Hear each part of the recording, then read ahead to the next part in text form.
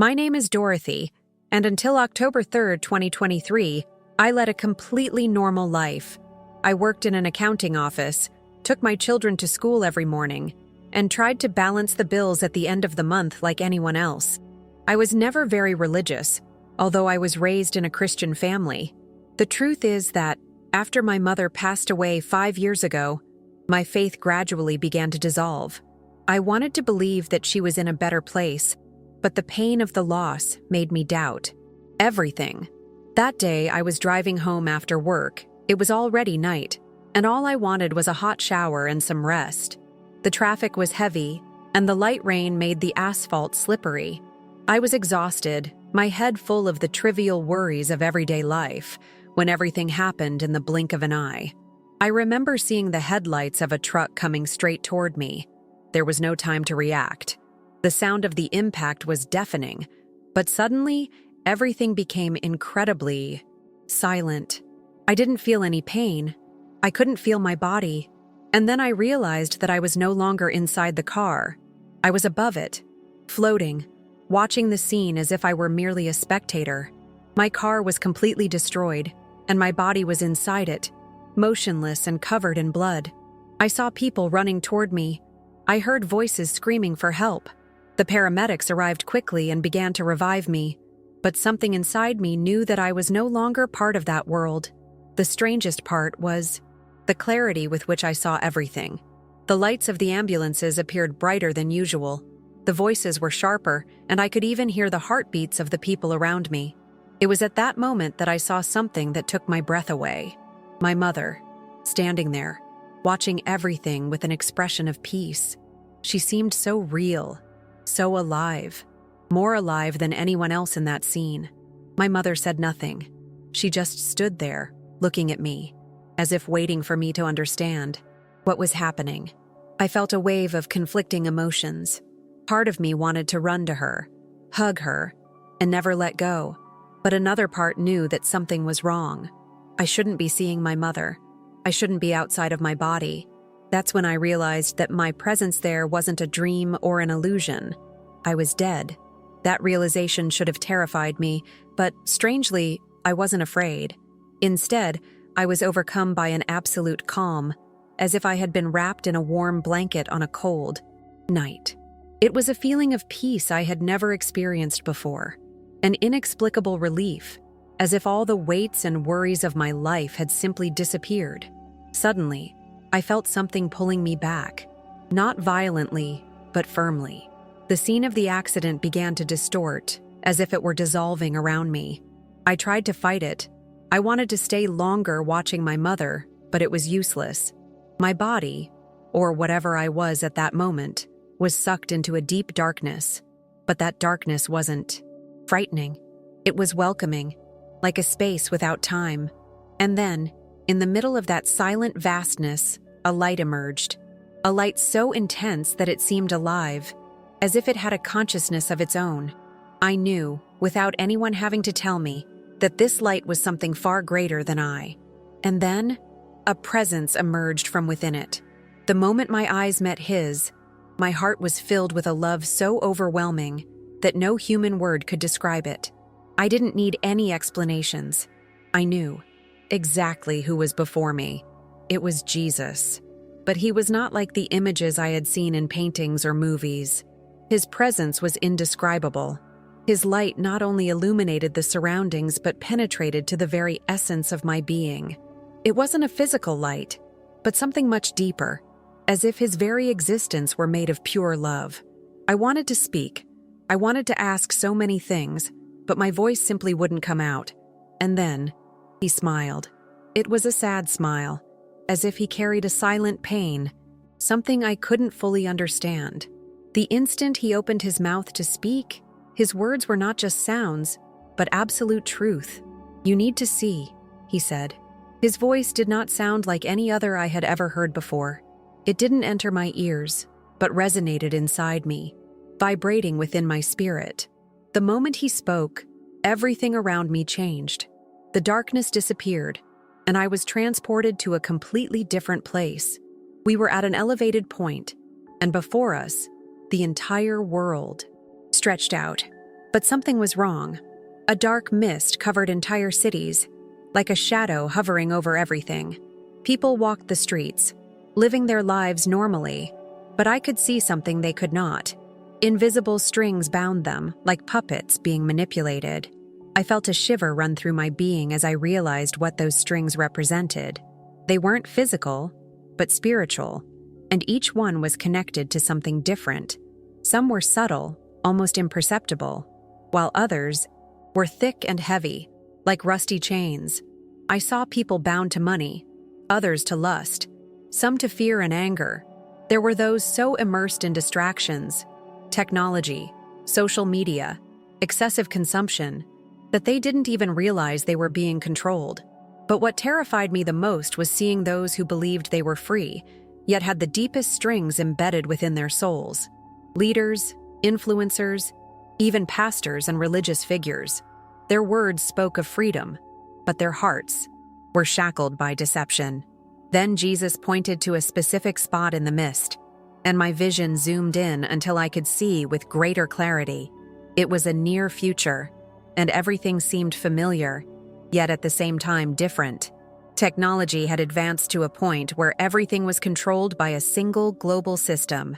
People used implants under their skin, which started as a convenience, then became essential, and finally, mandatory. Without them, no one could buy, sell, or even exist within the system. I saw a charismatic man emerging, hailed by everyone as a peacemaker. He spoke about unity, about ending divisions and bringing prosperity, but his presence gave me an inexplicable discomfort. Jesus didn't need to say anything. I knew he was dangerous.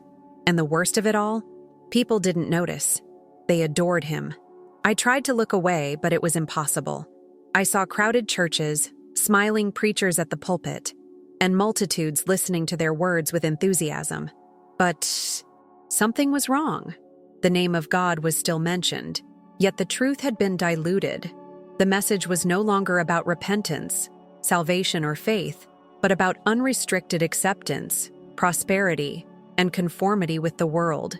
Pastors and leaders encouraged people to embrace these changes, affirming that they were part of progress and the divine will. I even saw some being rewarded with influence and wealth for promoting this idea. Those who dared to question or oppose were silenced and ridiculed. A feeling of despair overwhelmed me. How could so many be blind? How could they not see what was happening right before their eyes? Then Jesus placed his hand on my shoulder, and the moment he did, the entire scene changed. I was in another place, where a small group of people gathered in secret. They weren't powerful in the eyes of the world. They were simple, ordinary people. But there was something different in their faces. True faith. They prayed fervently, not asking for riches or status, but for the strength to remain steadfast. I saw that these were the last to resist, those who had not bowed to the system. But they were few, very few. They are like lights in the darkness, Jesus said. His voice carried an indescribable weight, and for a moment, I felt a spark of hope. There were still those who had not been deceived. But then, I saw what happened to them. They were persecuted, marginalized, treated as if they were crazy and fanatical. And despite everything, they did not give up. I wanted to scream, to warn everyone, to open their eyes before it was too late. But I was just a spectator, trapped in that vision while the world continued on its path to destruction without realizing it. I looked at Jesus, seeking answers, but his expression was one of sorrow. They have a choice, he said, but the majority doesn't want to see. That hurt more than anything else. How could someone choose to live in a lie when the truth was right in front of them? Then I understood. The lie was comfortable, pleasant, safe. Accepting it meant fitting in, avoiding conflicts, maintaining the illusion of control. Truth, on the other hand, was hard. It demanded sacrifice, courage, and faith. Not everyone was willing to pay the price for it. Then Jesus took me to another place, a space that seemed outside of time and reality. Before me, I saw something that left me speechless. Thousands, perhaps millions of souls. Some shone intensely, others were dim, almost non-existent. Each one represented a life, a destiny. Some souls had a defined path. They were secure. Others were on the verge of being forgotten, like candles about to go out. But what shocked me the most was seeing some that seemed to be in between, oscillating between light and darkness.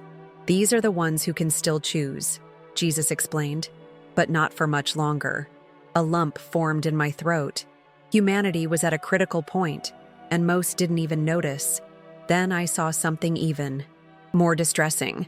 Jesus pointed to a soul oscillating between light and darkness, and suddenly, I was transported into that person's life.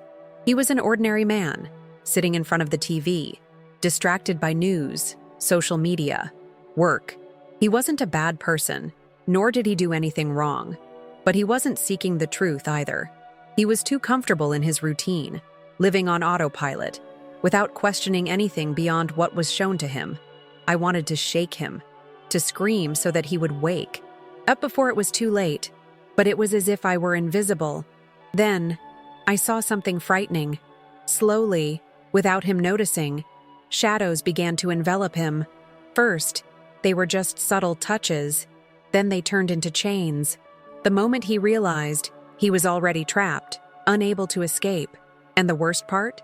He didn't even try. He simply accepted it, as if it were inevitable. I was pulled back to the space where Jesus was, and I felt a crushing weight on my chest. "This happens every day," he said, his voice tinged with sadness. "They don't realize it until it's too late." My heart tightened. How many people were living like this? How many were being led astray without even questioning? It was at that moment that I understood the gravity of what I was witnessing. The greatest danger wasn't brute force or direct imposition. The greatest danger was conformity, the gradual acceptance of small changes that one day would become unbreakable chains. I looked into Jesus' eyes, seeking answers, but he only observed me in silence, as if waiting for me to come to my own conclusion. I already knew the truth, but the question was, what would I do with it? Before I could say anything, Jesus reached out his hand, and I was enveloped in a new vision. This time, I saw the future. Not a distant future, but something that was already beginning to form. The changes were subtle, almost imperceptible in everyday life, but when seen from a broader perspective, they were overwhelming. Technology was present in every aspect of human life, controlling and monitoring every action. The concept of privacy no longer existed, and everything was done to ensure security and convenience. But behind this apparent modernization, something sinister was happening. Free will was disappearing. Small decisions, such as where to live, what to buy, what to believe in, were slowly being replaced by impositions disguised as choices. The scariest part? People accepted it willingly.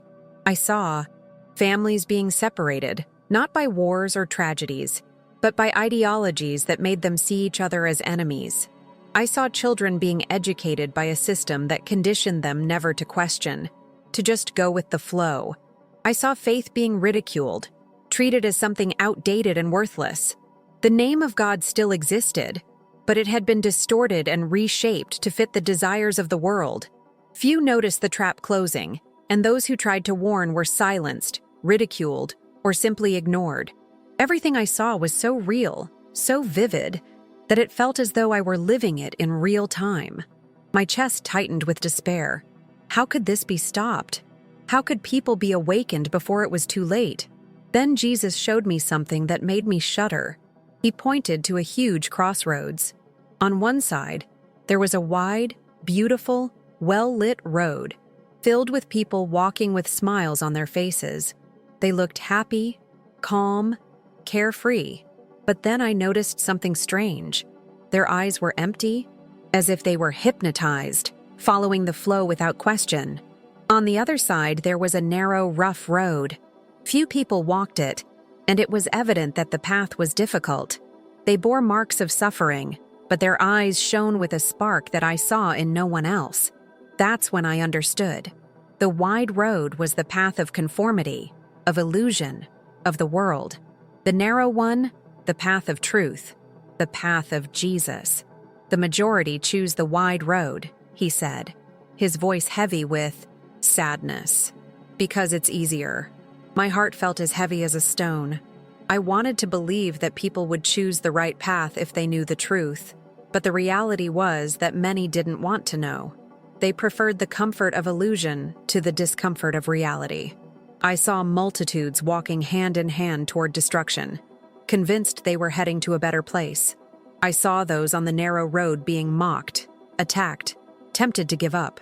Some faltered, fell, but those who persevered achieved something that others would never know: true freedom. A freedom that did not depend on systems, governments, or technologies, but solely on faith. Then Jesus looked at me and asked, "Now that you know, what will you do with it?" I wanted to answer, to say that I would do something, that I would warn everyone, that I would change the fate of the world. But before I could utter a single word, I felt a force pulling me back. Everything began to spin, and the light emanating from Jesus started to recede. "It's not your time yet," I heard his voice echo inside me. I tried to resist, tried to hold on to that presence, but it was useless. Suddenly, I was enveloped by an intense cold, followed by an overwhelming darkness. Then, as if I had been thrown back into my body, I felt a terrible pain explode in my chest. Air rushed forcefully into my lungs, and I heard screams and the sounds of machines beeping. My eyes opened, and I found myself surrounded by doctors and nurses. I was, alive. My vision was blurry. My whole body ached. But one thing was clear in my mind.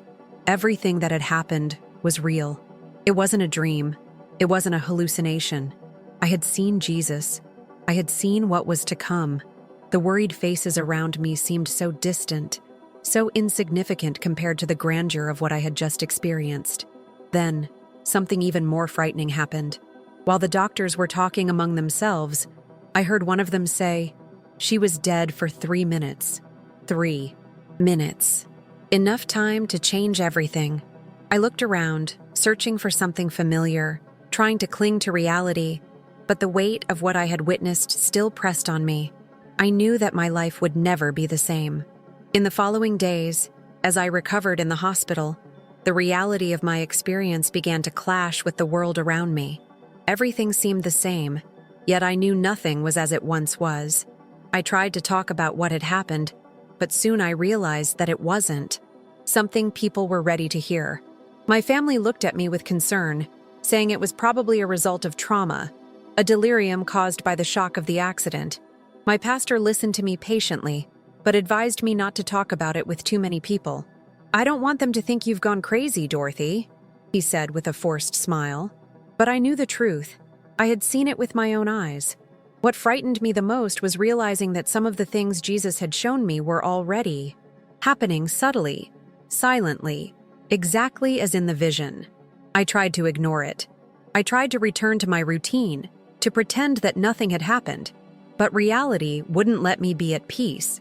I saw people trapped in their distractions, surrendered to conformity. I saw religious leaders accepting changes without questioning. I saw technology advancing in a frightening way, always promising convenience and security, but charging an invisible price in return. All of this tormented me. I couldn't simply forget. I had been sent back for a reason, but what if no one believed me? What could I do? That's when I remembered Jesus' words. "Now that you know, what will you do with it?" That wasn't a question. It was a call. I spent sleepless nights thinking about what to do. With every piece of news I saw, with every subtle change in the world around me, my heart grew heavier. I wanted to scream, to shake people awake, to make them see what was happening. But how do you convince someone of a truth they don't want to hear? How do you explain that the deception wouldn't come obviously, but rather disguised as progress, as security, as a better future? I felt a silent despair growing within me. But then I remembered those I saw in the vision, the ones who resisted, who maintained their faith even when ridiculed and persecuted. They didn't try to convince the whole world at once. They simply lived the truth and let their light shine in the darkness. Perhaps that was my mission. Not to try to save everyone, but to plant seeds for those who were ready to listen. And that's what I began to do. First, I shared my story in forums and communities of people who had experienced near-death experiences. Some laughed, calling it a delirium, but others felt something. They said my words awakened something inside them, something they couldn't explain. Then I started to observe the world around me more closely, not with fear, but with awareness. I saw how the mist of deception was spreading, how the spiritual chains were strengthening, and how people accepted everything without question. But I also saw something more. I saw those who were beginning to wake up, who felt that something was wrong, even without knowing exactly what. And I realized that these were the people I needed to reach. The hardest part was accepting that not everyone wanted to see. Some people, including those I loved, simply refused to entertain the possibility that something was wrong. I saw the fear in their eyes when I mentioned my experience, as if admitting the truth would shatter the fragile security they had built for themselves. At first, it hurt me. I wanted my family, my friends, everyone to understand what was happening. But then I realized it wasn't up to me to force them to see. My mission wasn't to open the eyes of those who didn't want to see, but to speak to those who were beginning to awaken. Truth cannot be imposed. It must be discovered. And little by little, I began to find those people. Some of them had had experiences similar to mine. Visions, dreams, inexplicable feelings that something was wrong in the world. Others hadn't seen anything, but felt deep inside that something greater was happening, an invisible battle that most ignored. With them, my story resonated, and that's when I understood. It doesn't matter how many mock, how many doubt, or how many choose to close their eyes. As long as there is a single person willing to listen, it is worth speaking out. Because once truth is known, it can never be completely erased. From that moment on, my life changed completely. I was no longer just Dorothy, the ordinary woman who worked and followed her routine without questioning. Now, I carried a weight, a knowledge I couldn't ignore. But instead of feeling overwhelmed, I felt a new strength inside me. Something had changed in my spirit. The faith that was once fragile and forgotten was now unshakable. I no longer needed to see to believe. I had been in the presence of truth, and that was enough. I began to pray more, to seek wisdom, to connect with those who also felt that urgency in their hearts. We weren't many, but we were enough. Because as Jesus showed me, light shines brightest when everything around is darkness. But there was still something that haunted me. I knew that this choice, to follow the truth or the deception, was not mine alone. It was a decision that every person would have to make, sooner or later. And as I looked at the world, I saw that most were still walking the wide road, distracted, satisfied with the false promises of security and progress. It broke my heart. I wanted to do more, to have answers for every doubt, arguments for every question. But then, I remembered the last thing Jesus said to me before sending me back. Some will listen, others won't, but the truth must be told. And that's what I would do. Until my last day, I would speak out.